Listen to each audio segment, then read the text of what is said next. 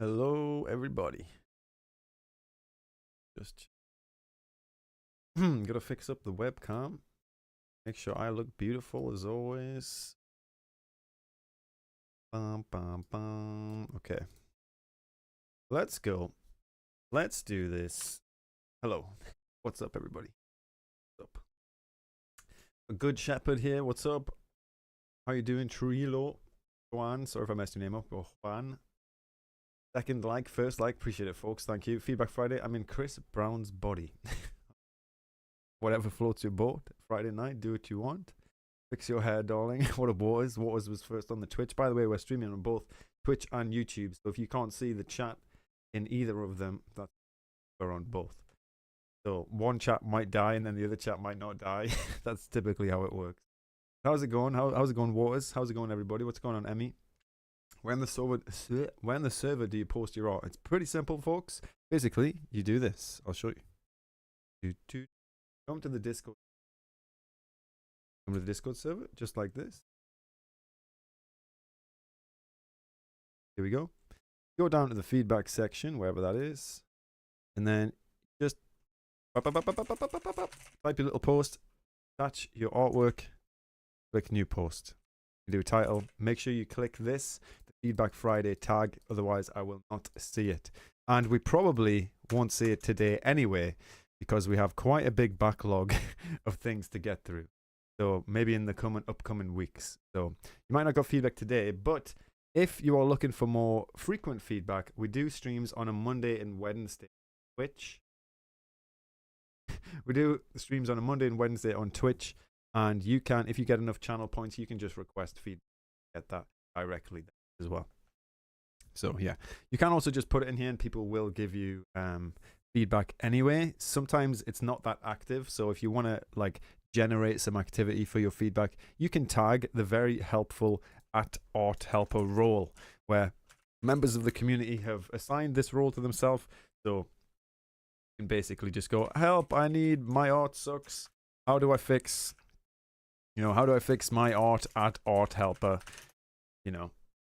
Blah, blah, blah. Post your art, post your games, whatever it is that you're posting, and there'll be someone that'll help you. Don't spam that, though.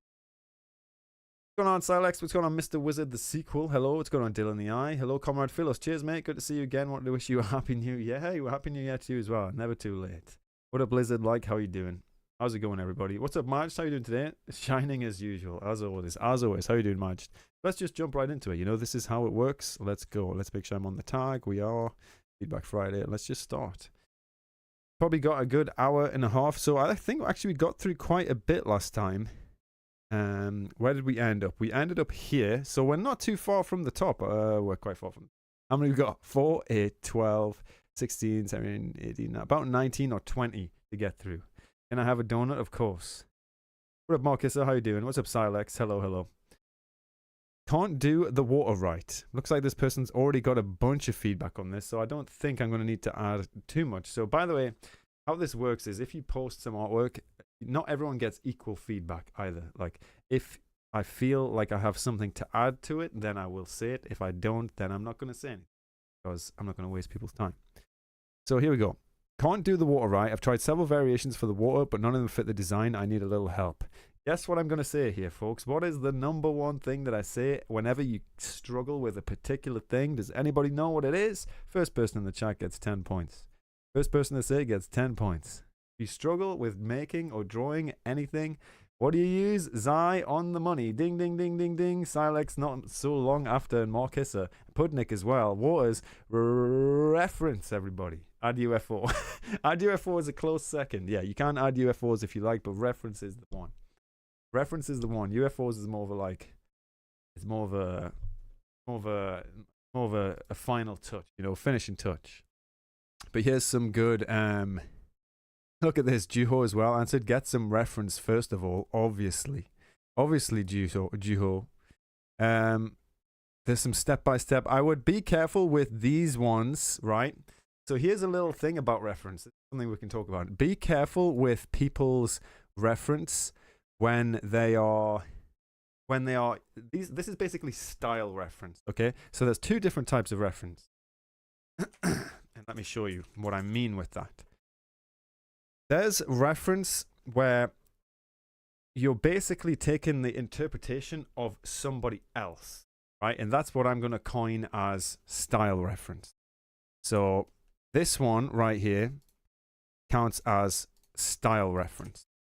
Now, you have to be careful with style reference. So this person, you'll see this on TikTok, you see this on all art, you know, things like, oh, just draw it like this. And it has some sort of step like A, B, C, 1, 2, 3, 4, 5. In 5 steps, you can draw perfect water.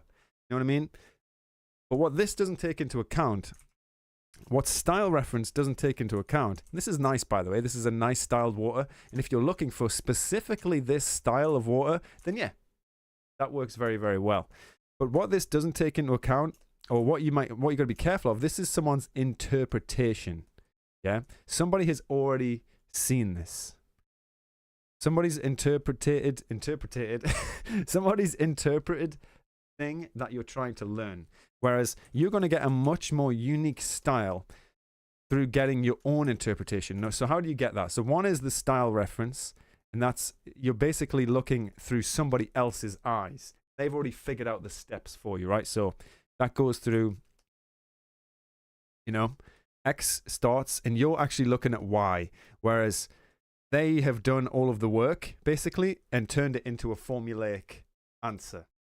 The better thing, I believe, is just to get direct reference, you know? And direct reference, if you can, even better, if you can see it in person. Like, if you can go to somewhere where you can see water, take pictures of it. Like, pictures aren't the best because pictures, the lighting changes with pictures, the depth changes. Lots of things change when you look at something through a photo. If you can see it, like, physically, that's the best reference you can have, which is why plein air studies, like literally going outside and painting outside, is one of the best things that you can do for interpreting light situations.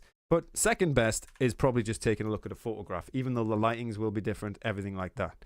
So direct reference is your best bet, because then once you take on some direct reference, you can then do the interpretation yourself. It's obviously a little bit harder work, but you'll end up with a more unique style because you're interpreting the shapes, the color, the light, and everything, and you're creating your own rules to create a formula for the thing that you're making. Yeah. So the better thing is to get direct reference from either the subject matter itself in person or photos. But if you just want a cheap trick, like a cheap trick which works in a specific style reference is great too, because that helps you break down subjects into something a bit more simpler as well. So it's good to see how other people interpret things. They're both useful, but I'd always recommend trying to get direct reference. You'll be back in 15 minutes. No worries. What's going on? Evening. Waters with the Prime. Let's go. 19 months hype in the chat. Thank you very much, Waters. Hello, folks. What up, Lichbones? What up, Rising Darkness? What up, Cricket? Just popping in to say, buzz some ass today, of course. No ass busting, but some feedback, definitely. Ass busting is a Saturday thing. Saturday streams. Right. Let's crack on. So that's the first one. I'd say just get some direct reference. Get some direct reference and interpret it yourself, and you'll be able to figure out ways to solve something. Like, what's that called? Water, for example. Like, water reacts differently in different places. You know, well, it reacts the same, but there are certain conditions which change it. You know what I mean? Like lighting. Just taking somebody else's interpretation for it, it's not going to help you with your specific situation.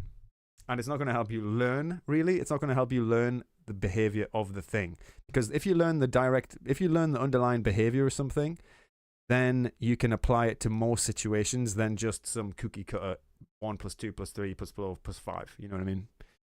Yeah. Good. Next. Let's have a look.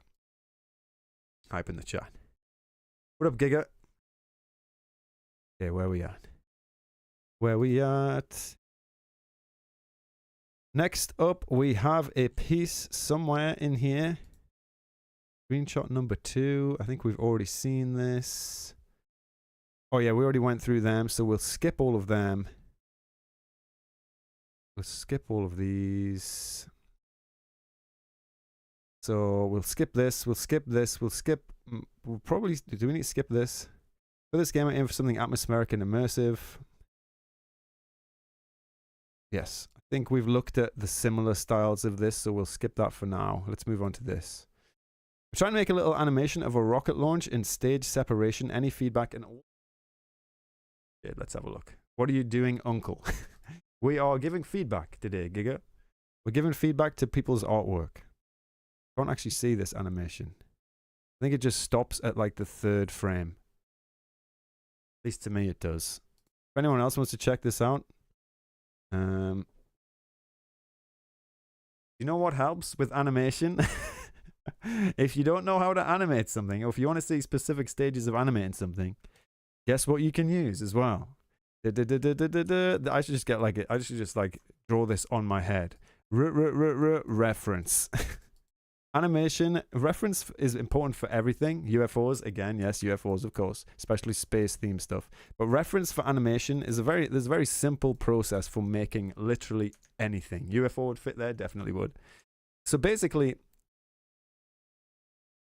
for animating something, yeah, the process for animating anything. Animating anything. 1. Study the thing. What is the thing that you're making? How do you study the thing? Get reference. That's one way you can do that. A. B. Act it out. Obviously, acting out a ship launching might not be as helpful, but I mean, maybe it will. If you act out like a run cycle or something, you'll understand the body mechanics of the run. You'll understand how you're running. Record yourself doing it, you know. And you'll get much more information from that than you will. You get a lot of information from that, basically. You'll get a lot of information from the reference and the acting it out. Second part of that is just to break it down into the key poses. Unless you're doing like frame, what's it called? It's not frame by frame. Is it frame by frame? Yeah, I guess it's frame by frame. Unless you're doing frame by frame animation, which is one frame and then the next frame and then the next frame. Pose to pose is the other one, where you go here to here and then fill in the in-betweens. Pose to pose is easier, but it can look a bit more static. It can look a bit more static. Frame by frame is a bit better for like fluid movement.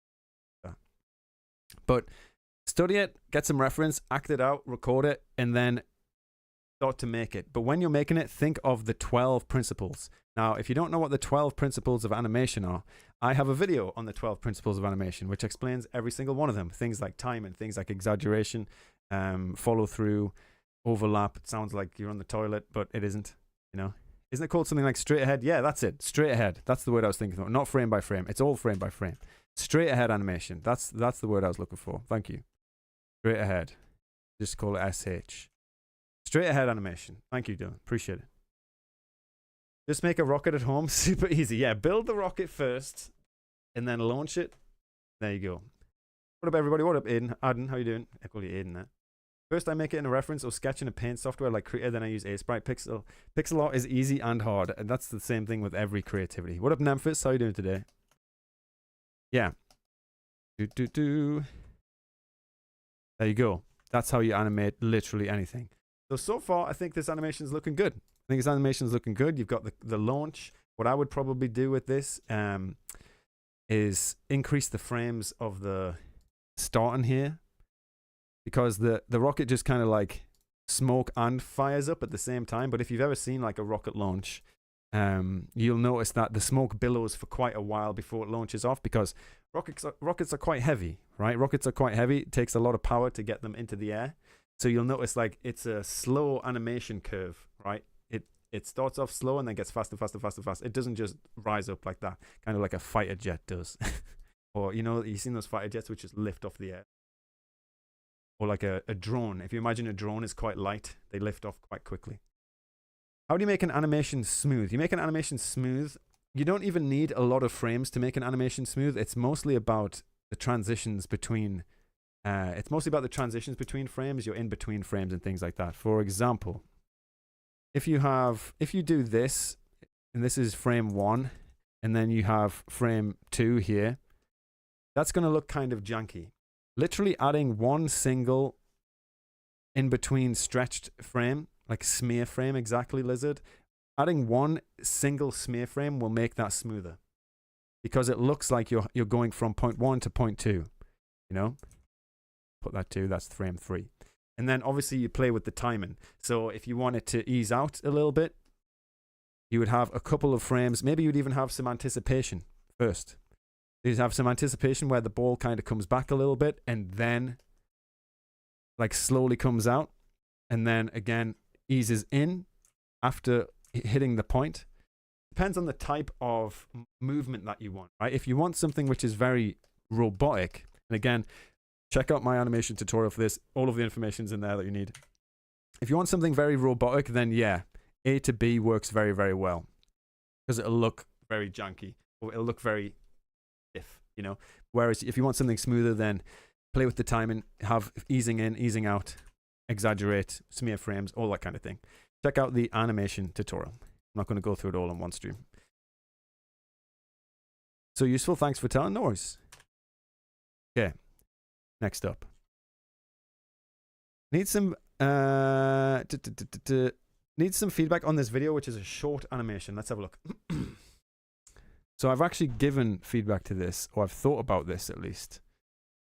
But I'll play it to you and I'll see what you think. By the way, anyone here, watch the video on stream, like in the corner. I'm going to watch no videos.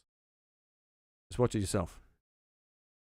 So this video is called, the title is Everything Will Be Fine. This is the thumbnail, and then this was the video. Wrong. So, wrong, but it's okay. Everybody is wrong sometimes. It's a cute little animation, right? It's a cute little animation, cute little message, cute little story. My original comment on this was it's only 9 seconds, and it might be better as a little short, you know. Might be better as a little short, but that's just coming from the kind of YouTube analytical mindset of YouTube is reluctant to share videos which are very short in the main homepage unless they perform extremely well. And I mean performance in terms of like click-through rate and watch time percentage. So if you have a 10-second video which has a super high click-through rate and has a super high watch time percentage, like 100%, and a super high click-through rate, I don't know, like 90% or something, which is ridiculous. Maybe there's some questionable themes in the thumbnail. Then maybe it'll be shared. But I think it would do better as a short because shorts are that length anyway, right? Is animation for a video different from animation for a game? Yes. Yes and no. It's all the same principles, but remember that games in general are not just about look, but about feel as well. So like if an animation for a video, yes, it's about feel, but again, you have the animation, but also on top of the game, in a game, you also have how it feels to play that. Whereas an animation might look very smooth, right? Let's say you have an animation which is 24 frames long, and they're all equally 24 frames. Okay? And you have 24 individual drawings for an animation. That might look very nice, and maybe it's even 60 frames per second. You've went even crazier. You've got a 60 frame per second, you've got easing out, you've got easing in, you've got, you know, exaggeration, you've got all of these things, yeah? But when you have all of these things, it delays, like, how can I explain this? When you have a lot of like acceleration, deceleration, it delays the input for the player, okay? So let's say you want to run animation and the character like slows down, and it slows down over 6 frames and it speeds up over 6 frames and the animation does that. That might look very cool, but notice how those 6 frames, your input is basically off, you know? It'll feel more slidey. Whereas if you just have a simple 2-frame animation where you literally just go from idle animation to running animation, and that's just 2 frames, that's going to feel more precise. That's going to feel like you have more control. And it depends, right? It's a balance. And there's no right or wrong answer as to which way you do it. In fact, let me show you. There's a game called Guinea Pig Parkour. And Guinea Pig Parkour is a really good example because Guinea Pig Parkour has incredible animations.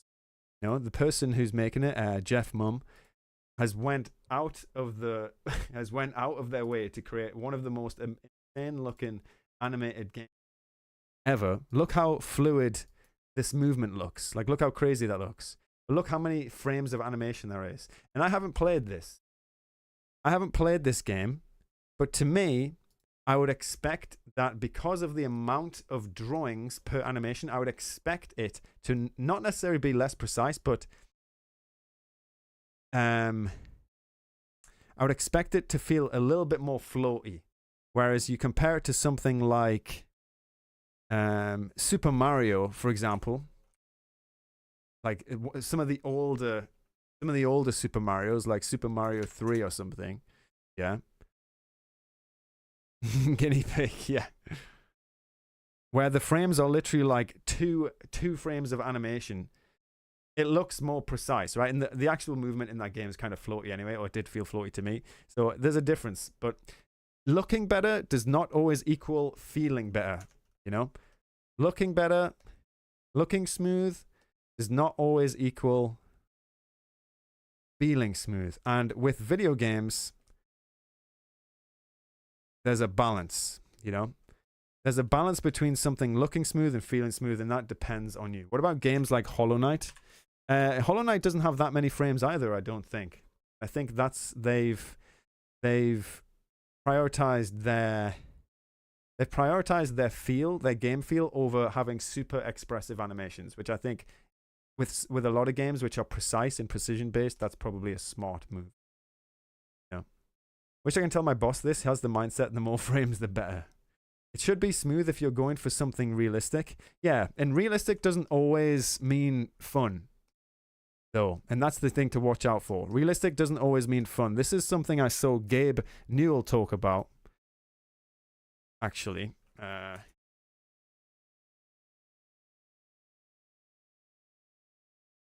I can find the clip. This is a good... 1 second. Gabe Newell, if you don't know, is basically big Gabe Newell, made Steam, Half-Life, Valve, owns Valve, basically one of the biggest video game companies of all time. Can't hear it. Sorry. Where you'd be sitting in a design review and somebody'd say, that's not realistic. And you're like, okay, what does that have to, like, explain to me why that's interesting, because in the real world, I have to write up lists of stuff I have to go to the grocery store to buy. And I've never thought to myself that realism is fun. I go play games to have fun. And so we had to come up with some notion of what fun was. We knew it was an ad hoc definition, and it was the degrees to which the game recognizes and responded to the player's choices and actions, right? You know, in behavioral science, you would say we're explicitly talking about what were reinforcers and what the reinforcement schedules were, right?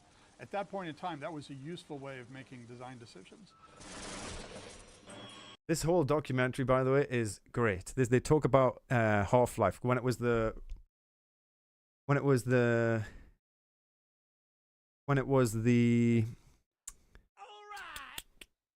anniversary of Half-Life. It's a really good documentary about Half-Life and the decisions that they were making. What up, Talaba? Thank you so much for the sub. 28 months. Oh my goodness.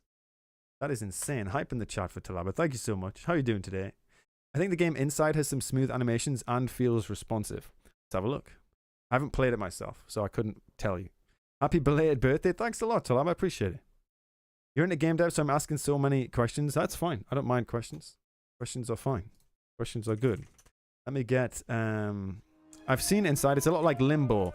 And if it's anything like Limbo, I'll say this. Yeah? I'll say that the movement system for Limbo and Inside, it does this. Yeah? It works for the gameplay. It works for the intended game feel, you know? The intended game feel. And that's what I'm talking about. That's what I'm talking about, right? Like, if your intention is to create a very, very precise precision platformer, how do you spell precise? That it? Yeah. If your intention is to create a very, very precise, super fast-paced precision platformer, then perhaps having a lot of frames of animation which slows down the like visually might not be as clear where you're at, and also slows down the feel. That might not be the best approach. I learned this when I was working on Faceplant, actually. Faceplant, well, when it was lumber jump, the original Faceplant running animation, right? Because Faceplant bounces between two walls, right? Plant face bounces between walls all the time. And originally, what happened was, it started off where you'd face one direction, and when you hit that wall, you turn around, right? And then you would face the other direction. Now, we went through the process of adding in transitional frames there, so it didn't just feel so jarring, where the character would like have an in-between frame where they'd look in the middle, and another frame here, and then another frame here. So that transition between looking at one side and looking at the other side was a bit smoother. However, what I found was that felt a lot worse. And that felt a lot worse is because you're doing this bouncing movement all the time, and it's not very clear what you're looking at because the animation was too long. So sometimes, depending on the game, the animation can be too long or can be too short. If you have a very slow-paced game, maybe you'd like more smooth animations, you know? So it really depends on your game. There's no cookie cutter answer to which animation style is better. It's just mess around with it and see what feels the best for you and your intention. Hello, sorry for bothering you. Outlying whelps, no thanks. Ban him. Okay. How's the Feedback Friday? Caught up on the backlog. We're getting there. Like 20 posts. We're 20 posts behind. What up, Kipper Rock? How you doing today? Thanks for following Guitar. Appreciate you. Thanks for following Outlying Whelps, even though you spammed us.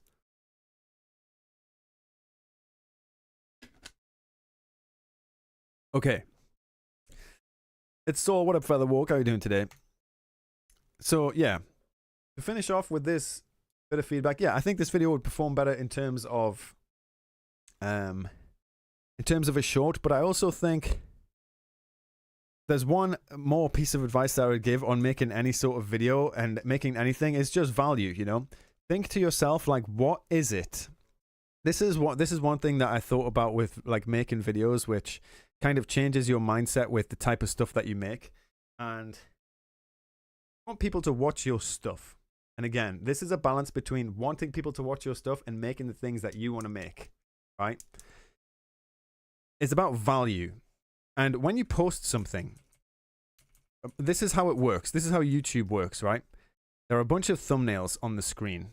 And each of these thumbnails has some sort of thumbnail and title combination. And there's lots of these on your screen. This is the experience for the viewer. Okay? This is the experience for the viewer. These are obviously different letters. Yeah? A, B, C, D. And once you understand this, you'll start thinking about your videos a little bit differently, I think. Once you understand that, if you want people to watch your stuff, they need to go, oh, this looks interesting.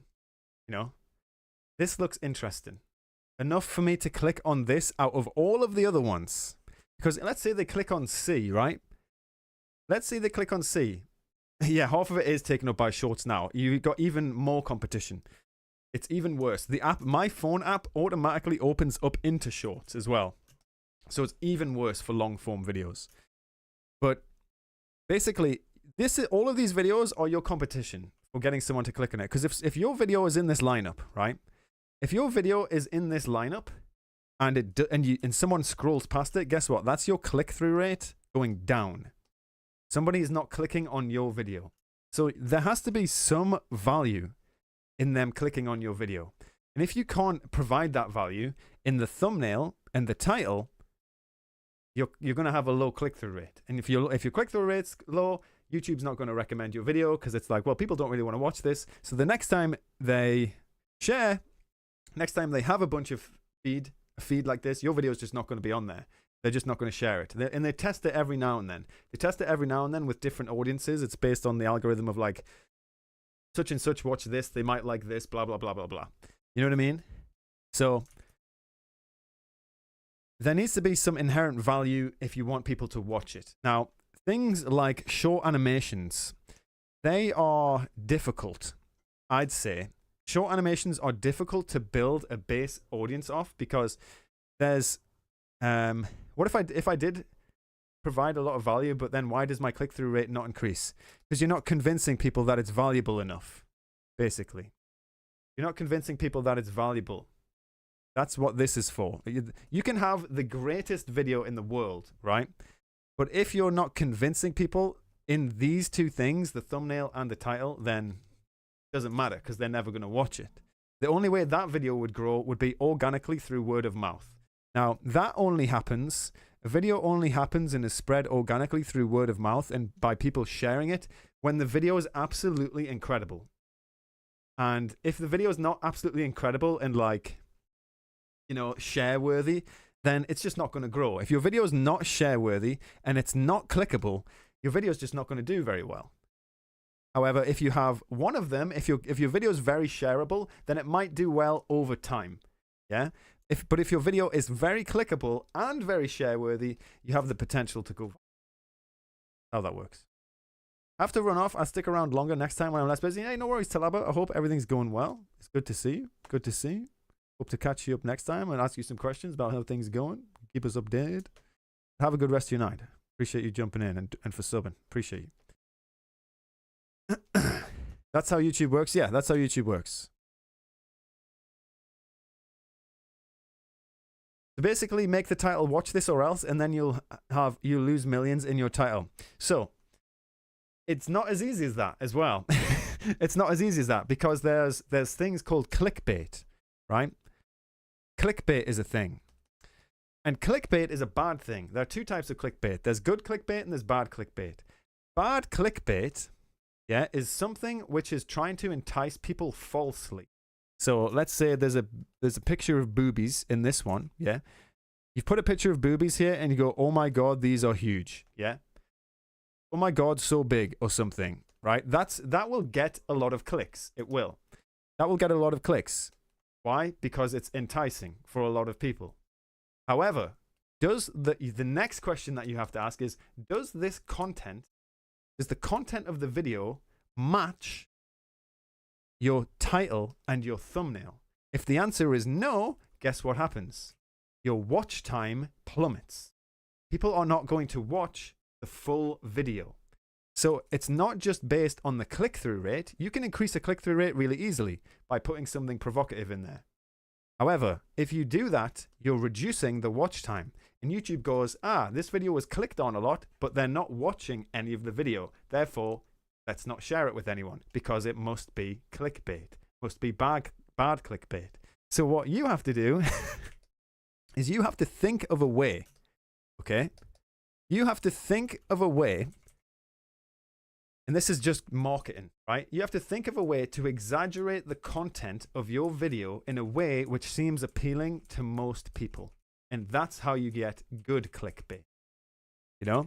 Think of a way to make the content of your video appealing to most people. And that's how you have good clickbait. Because it's not fake. Good clickbait isn't fake. You know, it doesn't promise big, shiny, bald head and then give you someone with a beard and hair.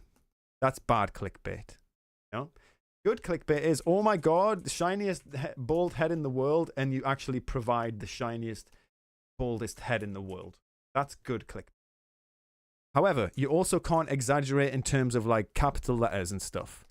Like doing things like that, capital letters, is actually against YouTube's guidelines. And you see it working, and the only reason you see it working is because people have already got an established audience and they don't need to build their channel.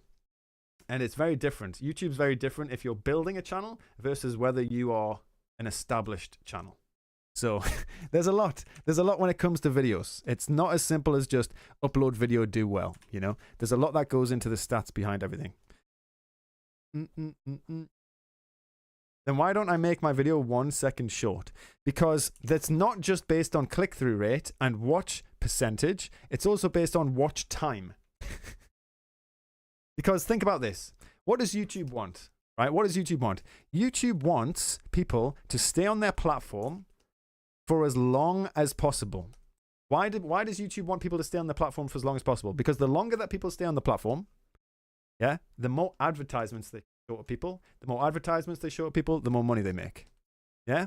So it's based on, one, click-through rate. Will people pick this video? Are people clicking on the video? Is it interesting? Is it valuable to people? Tick. We're good. Watch percentage. Did people watch the entire video? 100% ideal? Nice. People have watched 100% of the video. However, if that 100% of the video is 1 second long, guess what? It's not going to get shared that much because depending on the length of a video, certain lengths of video get certain advertisements before them.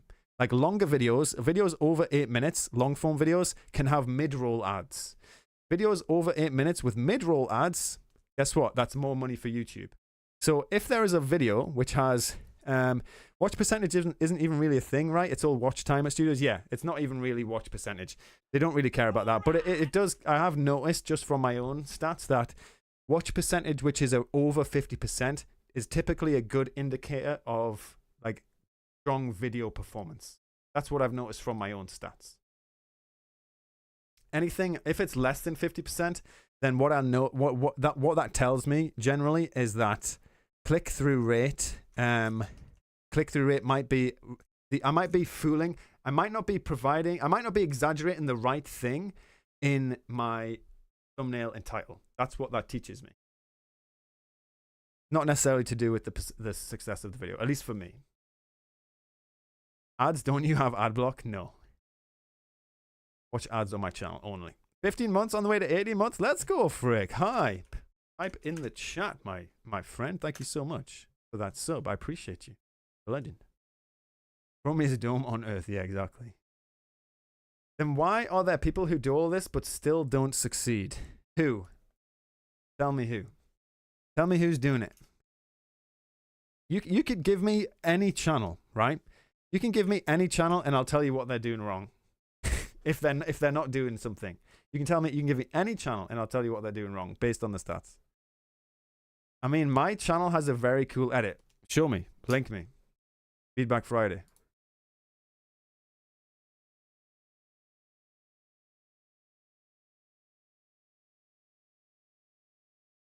Is it just Gigaboy? Mr. Beast, yeah, Mr. Beast doing everything wrong.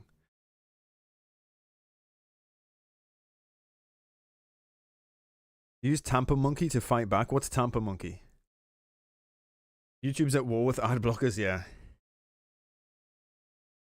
Hola from Chile. What's going on, Piz? How are you doing today? How's Chile going? What's it like in Chile right now? Chile. More ads, yeah, exactly. I hate capital titles, yeah. Boom, boom, boom, boom, boom, boom, boom, boom. But yeah, basically that's how YouTube works. But anyway, let's move on. We'll wait until we get a channel or not. I think we saw this. This looks very cool. Let's listen to the music. Okay. Vibing. Will you copyright strike me for using this music? You will, tell me now.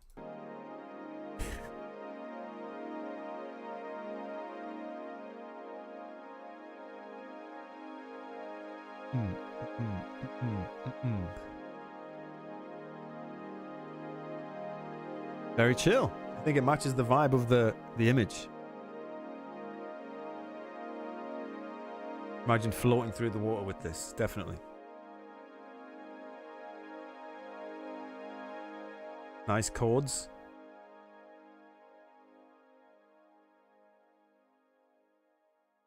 Very nice. It does fit. It does fit, right? It's nice and chill. I imagine some like bloop, bloop, bloop, bloop sound effects and stuff as well. I could use some feedback on this animation. Let's have a look. You made this as a YouTube show. You've done like 50 posts. Lizard.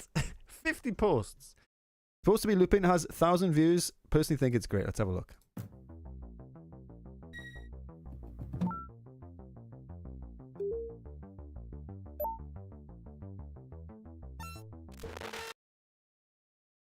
Okay. So I think the thing from this is, what value does this give me? And I don't know. So I think that's your first problem. In terms of,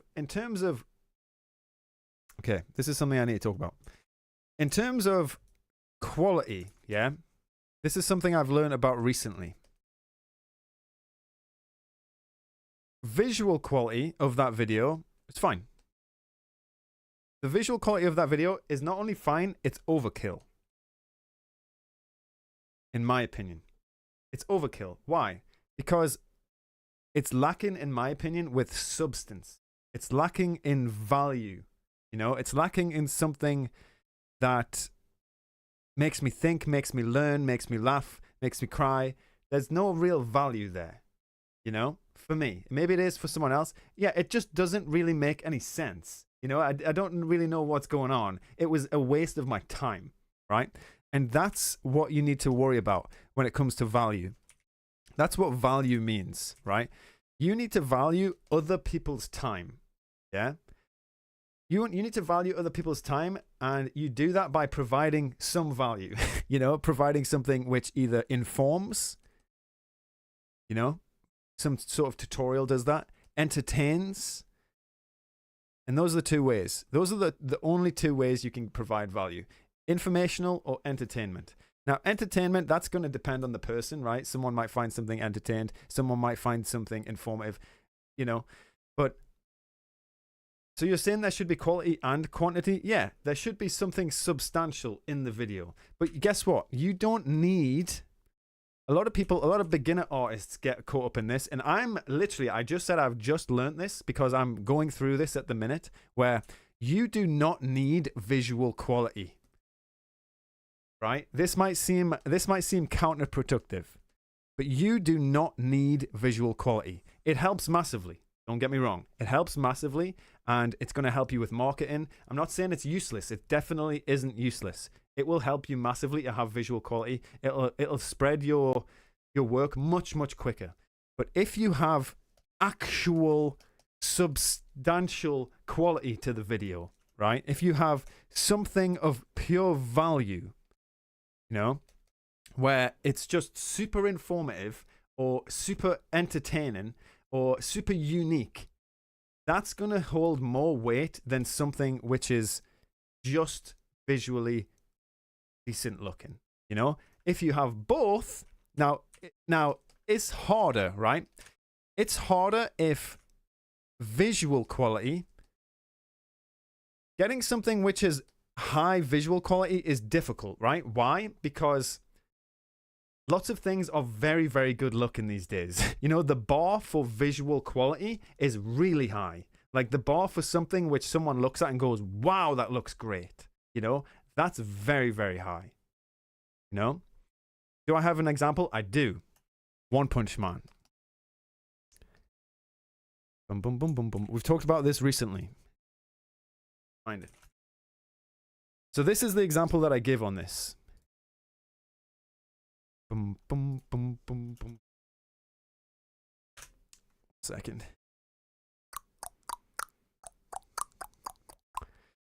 Pardon me. Pardon me.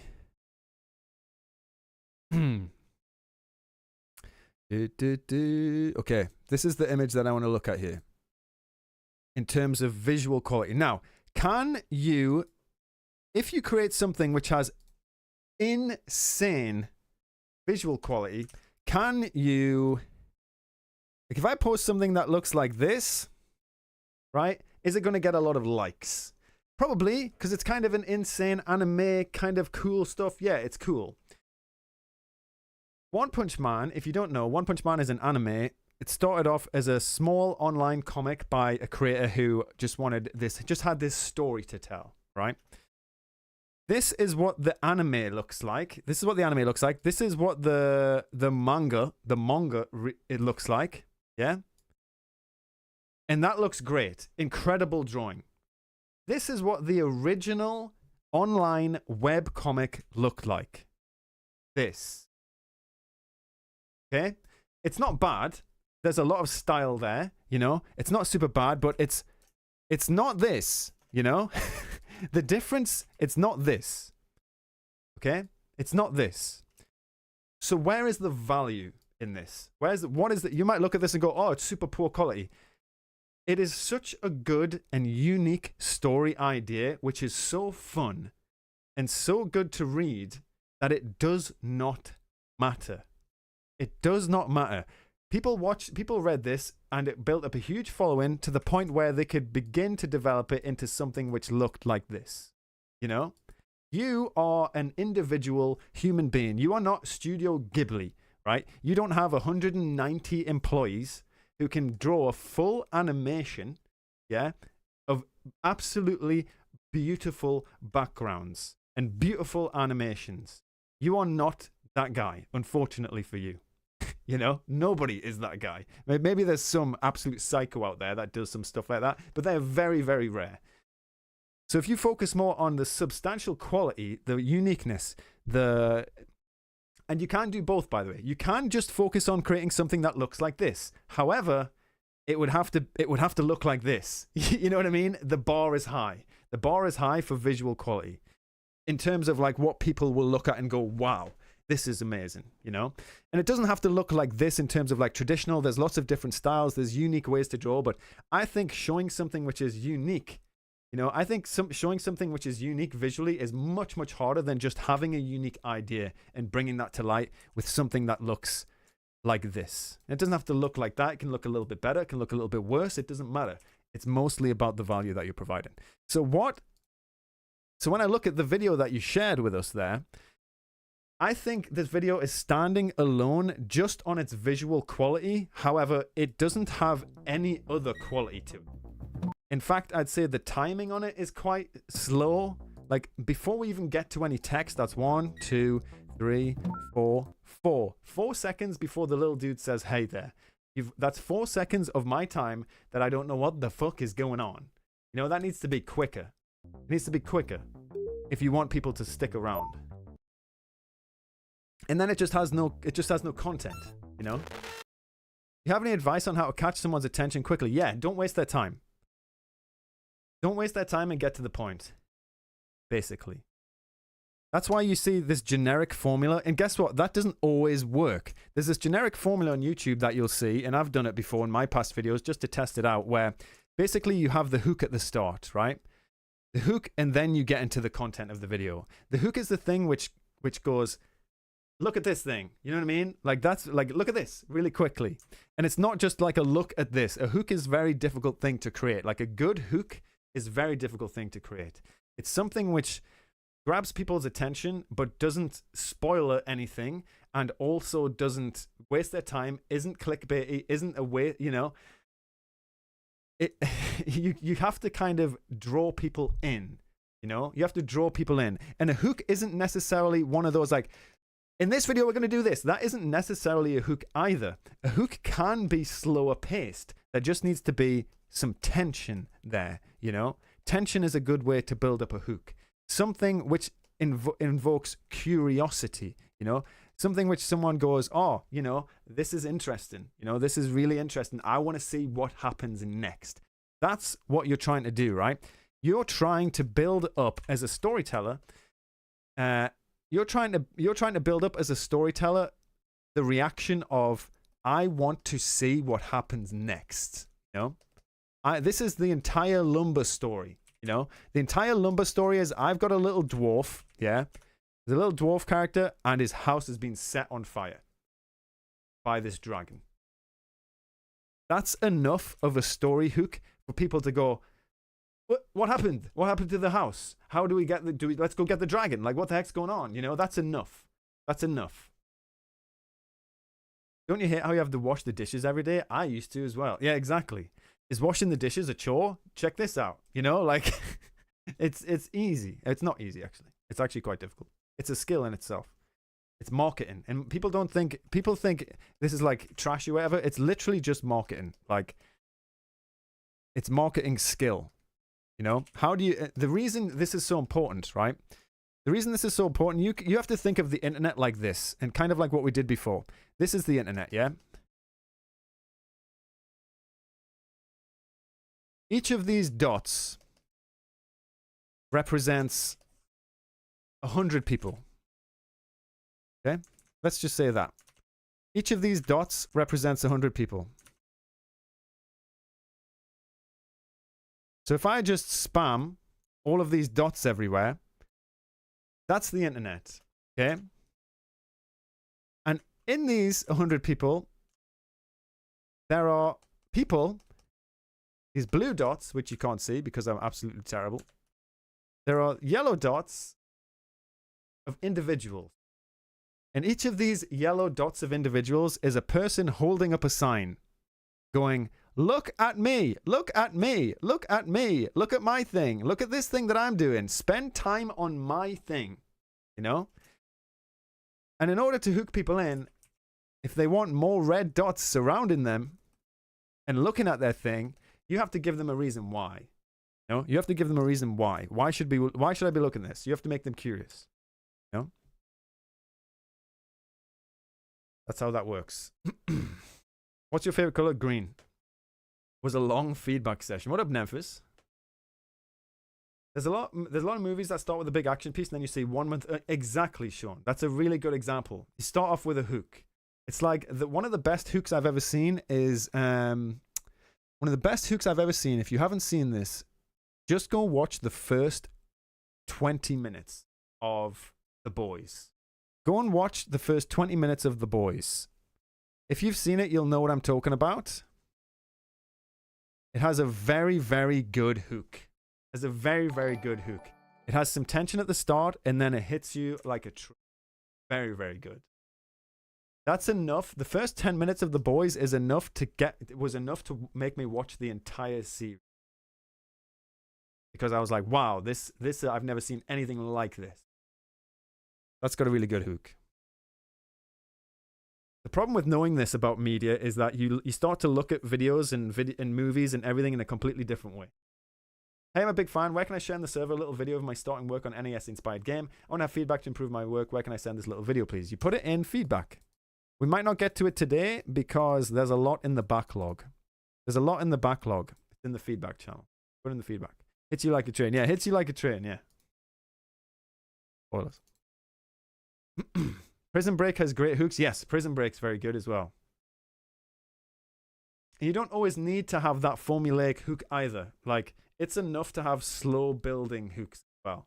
Someone who's very good at that is Van Neistat. Van Neistat is very good at silence. And silence can hook somebody in just as much as noise. That's something which I've learned with filmmaking as well. Like, silence, as long as it's building curiosity and tension and making people wonder, a bit of mystery, you know? Silence, as long as it's mysterious, works just as well as like a look at this thing, you know what I mean? Cold opening comedy shows is good. Yes, cold opening comedy shows.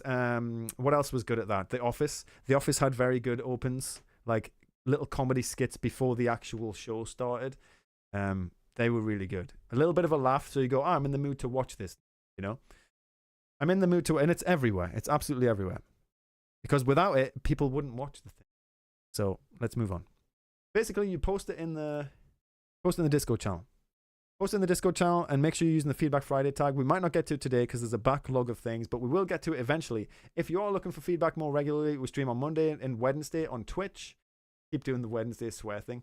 We stream on Monday and Wednesday on Twitch. Yeah. And you can request feedback if you have a certain channel point. You get that just by hanging out in this. So easy. Okay, let's check this out. Prototype. Made this thing in about 2 hours because I suddenly got an idea. You're a green lizard trying to take down a space station on your own. Other lizards who work there might try to stop you. There'll be a variety of weapons and enemies. Perhaps a boss that will be low. However, it will be told through gameplay and cutscenes, not dialogue. This is worth finishing up as a small and simple game. Let me know what you think. Please let me know very early in concept. Oh. I've seen this. Yeah, I think the movement looks interesting. I think it looks unique. I think as a small and simple game, if you could finish it quite quickly, yeah, I think it would be cool. I think it would be fun. Like a little downwell type game. It does look very smooth. Yeah, it looks nice. But this is where you have to think about like your hook, which is why I think it would work best as a small and simple game. Something that you can finish quite quickly in a couple of months, you know? Wouldn't be like a multi-year game, I don't think, because the hook, I don't think, is strong enough. That. What up, Lupo? How are you doing? 33 months. Oh my goodness. 12/24. Oh, 3 years, Lupo? Is that 12/24? Jeez, 33-month streak for Ghost Lupo. What a legend. What a legend. The actor died a bit ago. Yeah, sad. Rest in peace, Captain Holt. Yeah, looks cool. Small and simple game. Looks very nice. Looks fun, actually. Looks challenging, too. I'll have to play it to know more. Okay. Mr. Wizard. We wanted some last-minute feedback on our game so we can polish it up a little bit. We want to keep it a little bit hidden, though. So we'll put this pass in the Steam chat on Friday. Okay, they're not here, and they haven't given me the Steam chat, so we can't play it. No problem. Let's move on. Unless you're here, let me know. I learned that in Japan, the opposing colors are actually green and red. We consider blue and red to be opposing colors. That's interesting. I always thought it was green and red. Is it just a different color wheel type thing? I always remember it as Ruby Gop. Ruby Gop. And these are the opposing colors. Red and green, blue and orange, yellow and purple.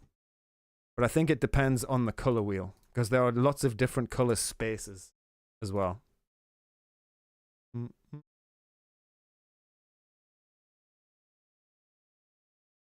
Password is butter. Oh, no worries, you're here.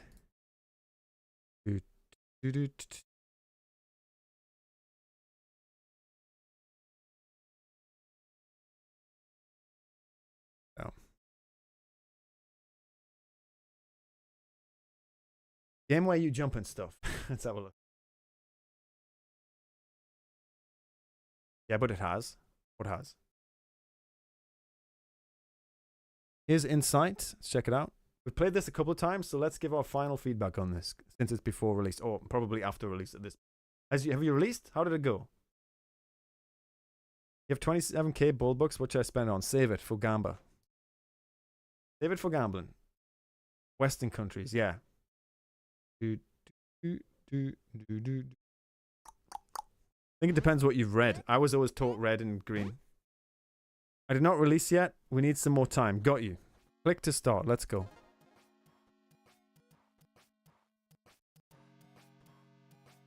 Okay.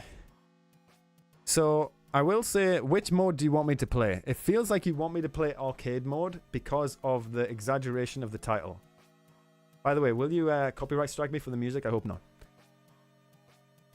It feels like you want me to play arcade mode just because of how big this is.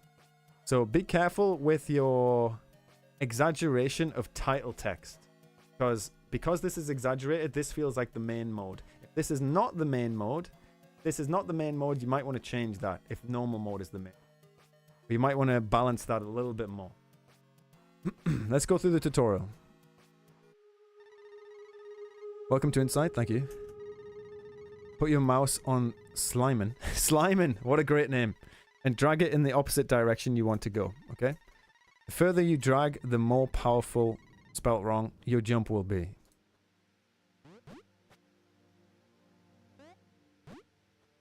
Okay.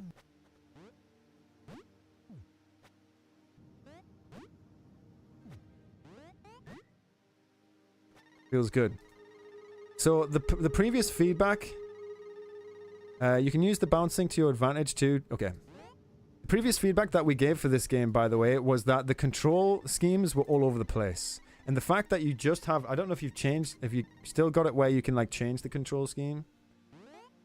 I kind of like this control scheme. It's nice and simple.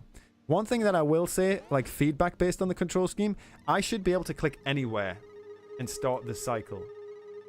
Only with hacks got you. These blocks will make your jump even stronger. You can use the up arrow to see what's above you. Okay. So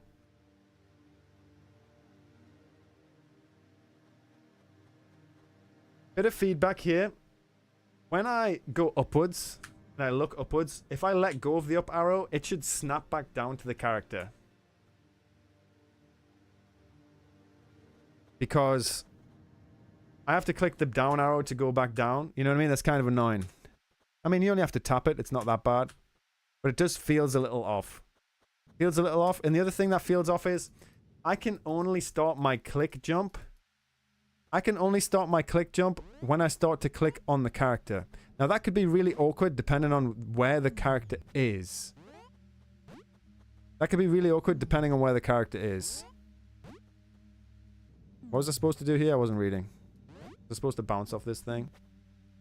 Actually can't remember. Kind of hard to read because everything is green. Okay, it just makes you jump higher. Got you.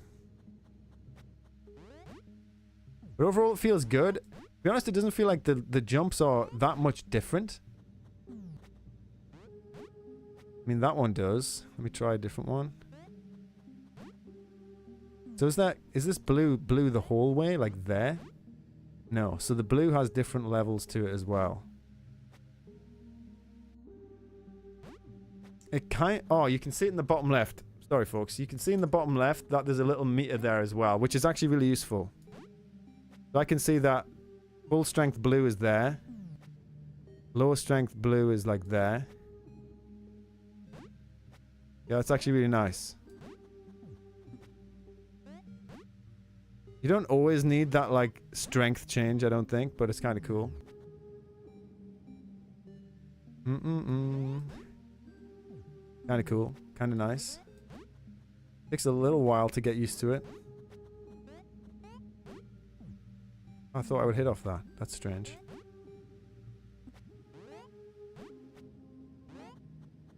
See, like, my mouse is... The reason this is awkward is because my mouse is going off screen now. My mouse is going off screen. My mouse is going off screen, and that feels unintuitive. Like, in order to make this jump... Can I cancel? No, I can't cancel. In order to make that jump, it would feel like... I want to start it here. Because this is the most... My brain goes, I want to start my jump here and click and drag from here. Because this is the amount of screen space that I have to click. If I start it down here, my mouse is off screen now. And that feels awkward. It feels awkward for my mouse to be off screen. You know what I mean? Which is why it helps... Well, it helps to nail one sort of control scheme. You know, which is... It's good that you've chosen one control scheme to go with. Because... You can really fine-tune it, basically. You know what I mean? You can fine-tune it a little bit. Oh. But overall, this feels really good. Like, this feels nice. Whoa. Bit of a bug there, maybe.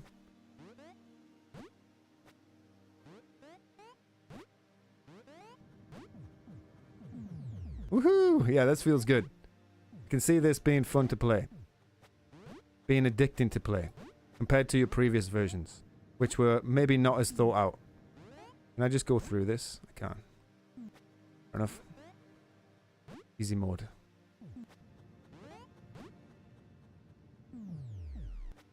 Cool. Right. Let's go to the normal game. This a rage game? Looks like it. Platform walls are too similar to the background. Maybe it looked more intentional with slight overline on the playable areas. Yeah, maybe something like that, yeah. Picking a color palette could help out a lot too. Yeah, I think the colors are... The colors are okay. They're a little bit like sickly. Maybe that's just the vibe you're going for. When they released the first two Pokemon games, it was Pokemon Green and Red, but America really wanted a Pokemon Blue because over there the opposing colors are different. So later they released Blue and Red. Ah, that's cool. I didn't know that. I knew about green. Play normal mode.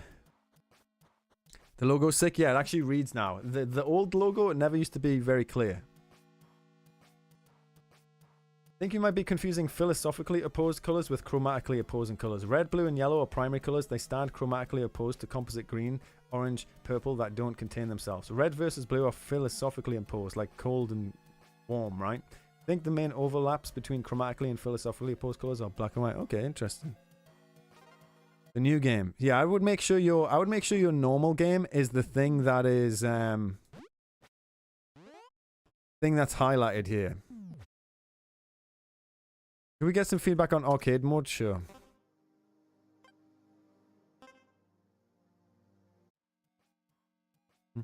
Yeah, so my first feedback is if normal mode is the main mode, make sure this is the exaggerated thing. This looks like the main mode because of how exaggerated the text is. Right. Arcade mode. Play. What do I do?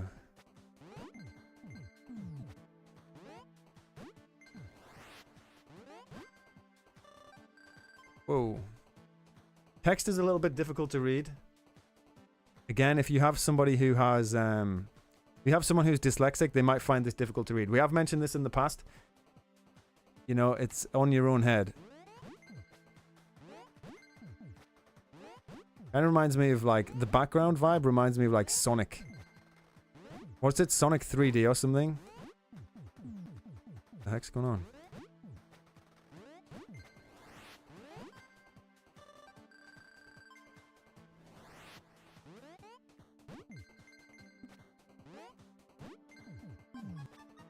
Kind of fun, this, actually. Can't stop. I think the problem with this is you're gonna have to do that. I genuinely think this game would be better if you were just zoomed out more. If I could just see more of the map. Like, the fact that you're so zoomed into the map, it makes sense. It kind of makes sense from, like, in the other game mode. But to be honest, I think it would just be more fun overall if I didn't have to do this all the time. Like, that's annoying. You know what I mean? That just feels annoying to me. There's a bug. Press space.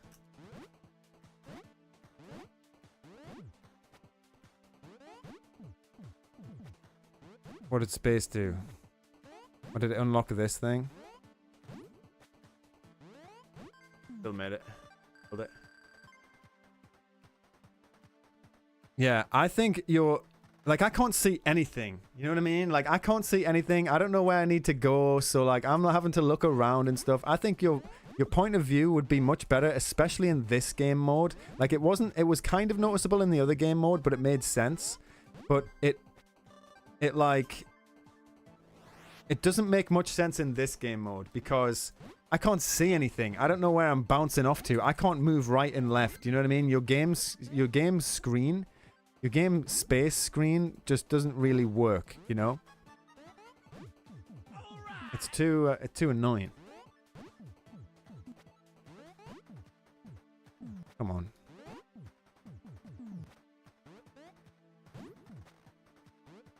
Space again. There we go.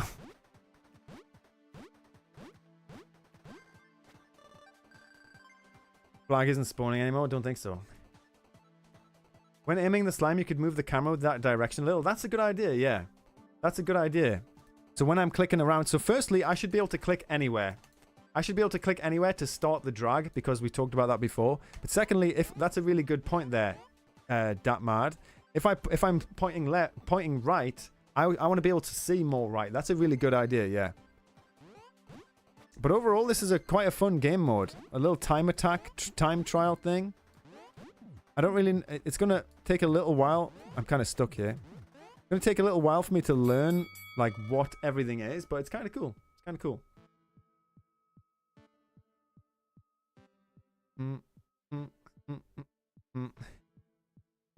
Tree Squirrel Pants gifted a tier 1 sub to Dylan the Eye. Let's go. Thank you so much, Tree Squirrel Pants. Hype in the chat for you, my friend. I appreciate that sub. Yeah, it's cool. Cool.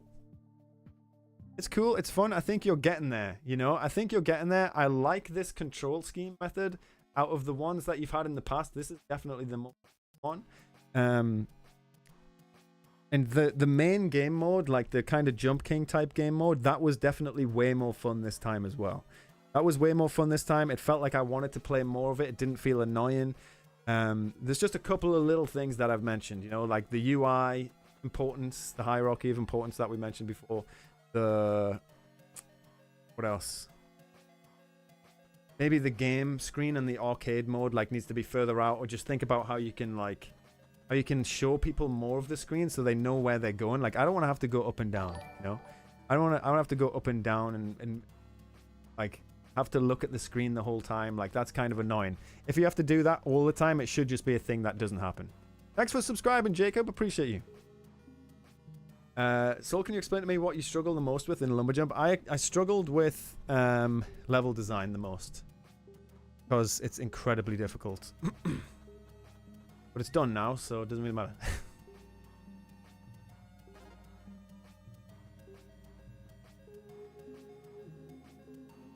Yeah, it's much, much better. It's much, much better than before. Definitely. Appreciate you sharing. Move on. Move on, shall we? It's called faceplant now, it is, yeah. Which do you prefer? This one or this one? I like this one with the anti-aliasing. I just think it gives it a little bit more depth. I was glad I had so many hours in Mario Maker before Insight. Yeah, I like Mario Maker. It's cool. Yeah, I prefer the one with the second one. Slap bot. This person's still here. Don't know if they're still here. Top-down roguelike, feedback on the synergies and how breedable they are. What the heck? I don't know about this. Gonna get banned? We'll ungroup this. Gonna get banned? No, we're not gonna get banned. Okay, let's check this out. Okay, made in 22 days for Sank 34 Secret Santa Jam 2023. WSD to move, mouse swipe to slap, E to pick up hand, switch dominant hand. Okay, let's go. Unity, curse Unity. How readable, but fat thumb, maybe, yeah. See, this is good. This, what I'm talking about hierarchy in terms of the menu, this is decent because they want you to click play. I would actually just remove the quit button altogether. You don't want people to quit. I think making a tower climbing game is the perfect way to practice level design because you have such simple movement. You can really focus what makes good level design. Any platformer, I think. Any platformer is a good way to practice level design. Anything, to be honest, any game which requires a lot of level design is a good way to practice level design. Because the thing with tower climbing level design, and this is what I learned from Faceplant, even I'm messing it up now. This is what I learned from Faceplant. Only a tower climbing game, right, is only a good way to practice level design if you want to get good at tower climbing level design. Because what I learned from level design when I was designing Faceplant, a lot of the things that people share, there's a lot of information, right? There's a lot of information online about creating a traditional platformer and the platforming level design that comes with that. However, when it comes to a tower climbing level design, some of the principles and some of the rules that are established in normal platforming level design do not transfer over. They don't transfer over because it's a completely different type of game. Any game, any game. I think what Zai said, make levels and play them to practice level design in any genre. Yeah, and you'll get good at the genre that you're creating for. You'll get good at the genre that you're creating for. Or level design for tower descent games, different, 100%. A tower descent game like Downwell, when I look at that, the level design for that is way more different. Because you have to have platforms in your way then, so that you can land on them or potentially avoid them. Because the whole gameplay loop becomes different, right? The gameplay loop in Downwell is, I want to either land on things to be safe so I'm not falling too quick, or if you want to build up a combo, you want to avoid it so that you can bounce on enemies' heads, and build up combos. And that changes the gameplay quite a lot. So actually, I don't think really you can practice level design overall, because I think even if I was to make a different game, a different platforming game after making Faceplant, I think that I would be basically relearning level design. There'll be some things which are transferable, like my methods for doing stuff, they'd be transferable, but the actual design of the game will be much, much different because it depends on the type of game that you're making. Unless I make like Faceplant 2 and then it would continue forward, which is why it's always easier to make a sequel. It's always easier to make a sequel than it is to start off brand new, because with the sequel, you've already established a lot of the design and how you've done that. And you're just doing that again, but faster, better in every way, hopefully, anyway. You might make it worse because you might overthink it. But that's how I think about it anyway. Level design is just hard. It's just very difficult. Because you only have a jump feature, you need good level design to make the game interesting so you can really see the kind of things that work well. Yeah. That goes with, yeah, everything. Yeah. If the less that you have, the less mechanics that you have to work with, you get really good at everything else as well. Experience versus anticipation. Yeah, exactly. Welcome back, Marged. Mine is number 17 in the list, probably next week. Yeah, probably be. Unless you're in one of the other streams next week, like Monday or Wednesday, like I said, you can build up channel points by just chilling on the Twitch, I think it is, and you will get you'll get some channel points and you can request feedback at any time. But anyway, let's play Slapbot. How do we do this again? I think you grab it with E, was it? Or space? That changes my dominant hand, is it? I don't know what I'm doing. I think you just slap like that. Yeah, I get it. Nice. Okay. Can't hear the music, sorry.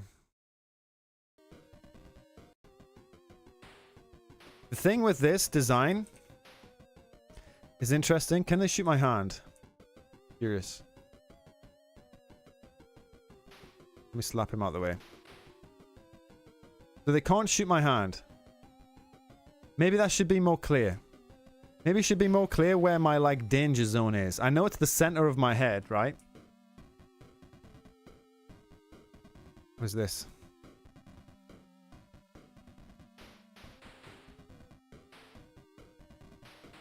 Slapping it. Such a strange game idea. Can I grab these things? How do you grab again? Oh, there we go. Sharp Slapper instantly breaks anything in ice. That's cool.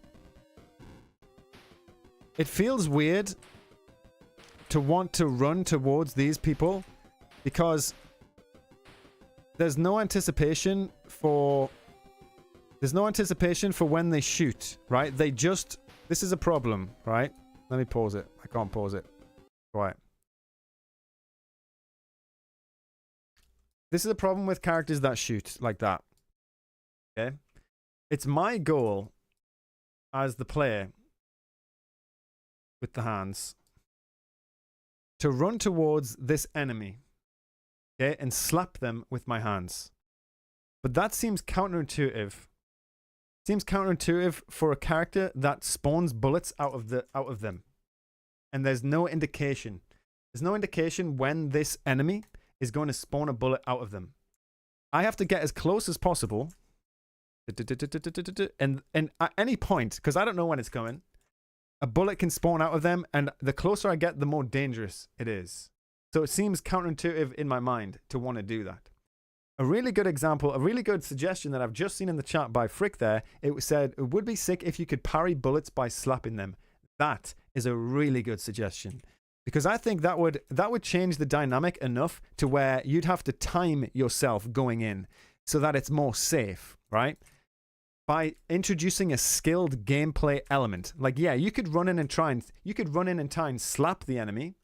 Yeah, you could run in and try and slap the enemy, but that's not going to work because you're just putting yourself in danger. I don't want to put myself in danger. The goal is to survive. So if they spawn a bullet, you know that they've already shot. By the way, the bullet spawn should probably have some sort of animation associated with it so that you know they're about to spawn a bullet. That's probably a good thing that would help. But secondly, if you can deflect a bullet and slap it at somebody else, or even slap an enemy at somebody else and kill them, now that makes it a lot more interesting. I know this was just a little game jam game, but I think that would really turn this game into something which is just random run towards slap into, wow, you can really think of you can really think of the best way to approach a scenario in play, you know? Because right now it feels like I'm putting myself in unnecessary danger just to slap some enemies. Emergent gameplay, is that what that's called?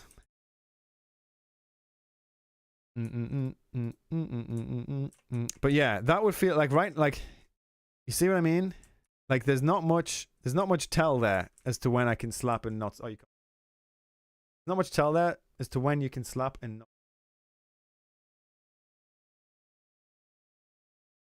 There's not much tell there. All these basics started out as a Game Jam game, but it grew and is still growing. Yeah, there's nothing wrong with Game Jam games. Game Jam games are sick. I've got 2 knives now. Oh, let's take this. Certainly packs a punch. Through testing has been found to put out fire.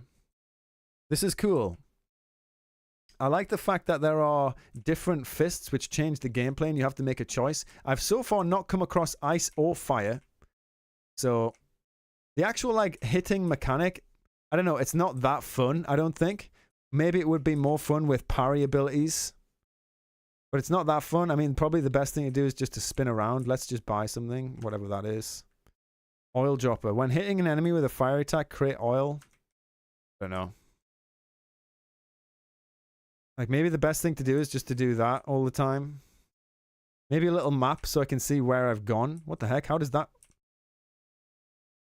Did I go in the same room? Yeah, it's okay. Gameplay-wise, it's okay. I think with a couple more mechanics, it could be more fun. Very nice early concept for a game. Very, very nice. Played this on stream. Nice. Okay, let's do one more. Or a couple more. Let's do a couple more things. I know I spoke a lot today and we've not really done much feedback, but sometimes that's how it goes. Okay, first sprite sheet for my small game. Just made my first sprite sheet in Airsprite for my small game. Well, very nice. Very cool. Congratulations. Keep going. I like these little characters. Are they little pillow characters? This is very nice. One thing I would say is always be careful with sprites and like lots of different colors which are super close together. Now that is a style choice. That is a style choice that you can get away with. You can do that, especially here in the tire. When you zoom out, you can't really see those different colors, and they're going to be small, right? So sometimes it might help to just reduce your color count. You know? Just reduce your color count because it doesn't really matter. Like, look at the difference. Can you see the difference between the one on the left and the one on the right? No, you can't. Not really. I think it probably would be the same if you did something like this. Can you see the difference between the one on the left and the one on the right? No, not really. That's just something to be careful of when things are very, very similar colors. And the more you do that, the more that this contrast will actually stand out. These ones will stand out a bit more. But again, that's a style choice. You know, that's a style choice. The characters are very, very adorable. Definitely are. And they're just cool. They're very unique. I like this. When the other point that I wanted to make with having complicated sprites is be careful with animation because when you have like loads of details, especially loads of details in multiple colors in the glasses, you've got multiple colors which are super close together that you really won't be able to see that. The reason this happens, by the way, is because a lot of beginners, pixel artists, they'll design pixel art this close. They'll design pixel art this close or maybe this close and they'll go, oh, sweet. This looks really cool. There's a lot of detail and a lot of difference in here. But when you actually see these sprites on screen, they'll be like there. You know, they'll be so small that you don't even notice it. So you might be spending more time on those details that you don't really need to. And when you're a beginner, especially, I think focusing on big, bold shapes and colors and limits, like limiting yourself a lot, will help you learn a lot more. Because it'll help you learn what's readable, what's not readable, what helps the readability and doesn't at a smaller size. But there's nothing wrong with this style. I want to say that. I want to mention that again. There's nothing wrong with this style. You can totally do this. It's a style choice. Style choice at the end of the day. But yeah, I like them. They're very cool. And with animations, the more complicated it is, the more complicated the animations are going to be. Because you have to keep track of more things, you know? You have to keep track of more things. So be careful with that. What do you think of the Sweetie 16 palette? I mean, never seen it. I mean, I've probably seen it. Let's have a look. Sweetie 16 palette. Yes, it's nice. Yeah, I've seen this before. It's a nice palette. I think it works. I think it's very like cool. I guess these examples are very cool, I should say. I think if you used these colors, like the reds as the main hue, then it would look less cool, obviously. But these examples are very cool. There's a lot of ways. I mean, cool temperature, by the way. Not cool as in cool, although they are cool. Like me cool. Like Soul Tune's cool. I mean, like cool as in they come across very like tech robotic. But that's just because the subject matter and the colors, the main colors used, those ones. But yeah, I think if you had a different like main color, then it would look different. Yeah, they're nice. And the good thing about this palette is it's limited. I haven't used it myself, so I can't tell you like if the balance is nice or if it would work for certain things or not for certain things or my project or whatever, because I usually end up making my own palette or tweaking palettes, to what I need. That just comes from like learning art color theory. Learning color theory, you can do that, or just knowing what you want to do. These are cute. They remind me of Paper Mario sprites. Yes, Paper Mario is super cool. Right, let us finish off with this one. Let us finish off with this one. 1:30 in. First time trying to make an eye art in pixels/animation. That's quite nice. I think this is a very cool style.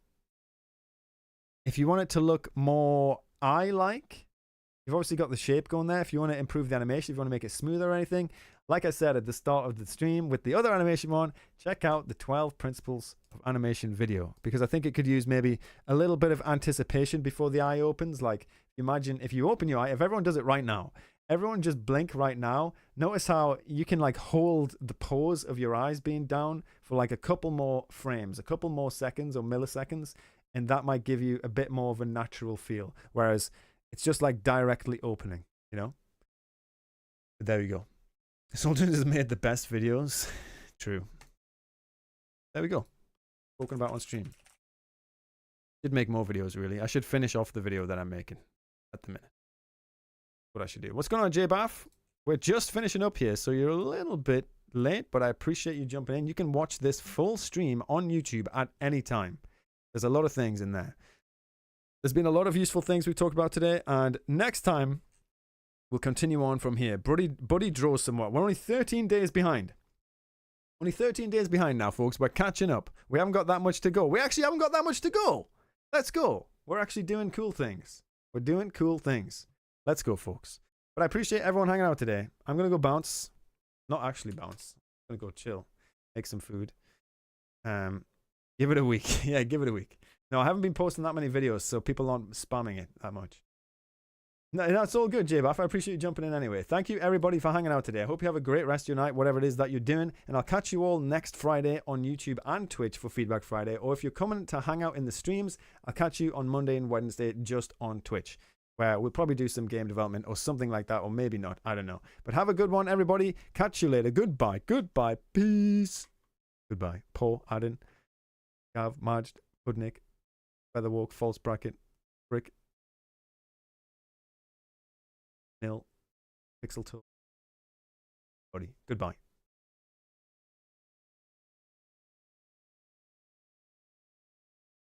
Emmy, Free Squirrel. Goodbye.